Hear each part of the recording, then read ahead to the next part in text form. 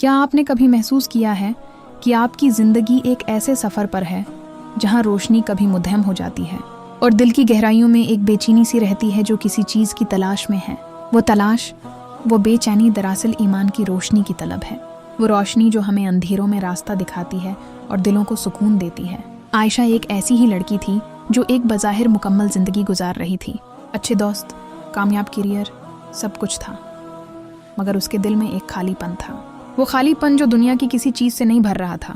ایک شام اس نے اپنی دادی اماں کو قرآن پڑھتے دیکھا۔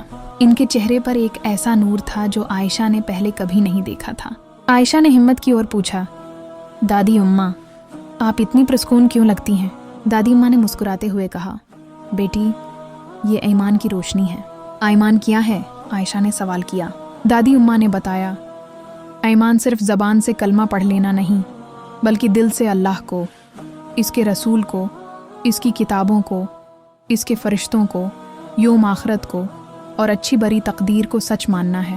ایمان کی سب سے بڑی نشانی دل کا سکون ہے۔ دادی اماں نے ایک حدیث سنائی، ایمان کے ستر سے زیادہ شعبے ہیں۔ سب سے افضل لا الہ الا اللہ کہنا ہے اور سب سے چھوٹا راستے سے تکلیف دہ چیز کو ہٹا دینا ہے، اور حیا بھی ایمان کا ایک شعبہ ہے۔ صحیح مسلم۔ عائشہ نے محسوس کیا کہ اس کے دل میں بھی اب ایک نئی روشنی جاگ رہی ہے۔ اس نے نماز شروع کی، قرآن کو سمجھ کر پڑھنا شروع کیا اور اپنے آس پاس کے لوگوں سے مزید محبت اور ہمدردی سے پیش آنے لگی۔ اس کی زندگی کا ہر پہلو روشن ہو گیا۔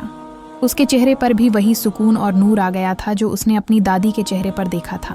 اس نے سمجھا کہ ایمان صرف عقیدہ نہیں، بلکہ یہ عمل ہے، یہ اللہ کی رضا کے مطابق اپنی زندگی کو ڈھالنا ہے۔ ایمان کی روشنی ہمیں یہ سکھاتی ہے کہ دنیا کی ہر چیز فانی ہے اور اصل زندگی آخرت کی ہے، اور اس کے لیے ہمیں ابھی سے تیاری کرنی ہے۔ عائشہ کی کہانی ہمیں یاد دلاتی ہے کہ ایمان کی روشنی ہمارے اندر موجود ہے، بس اسے پہچاننے اور جگانے کی ضرورت ہے۔